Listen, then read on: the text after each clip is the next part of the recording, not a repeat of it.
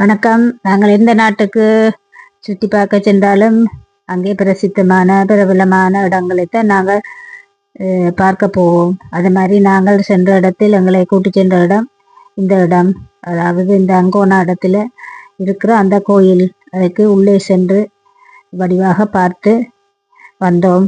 அதைத்தான் உங்களுக்கு காணொளியில் காட்டுகிறேன்.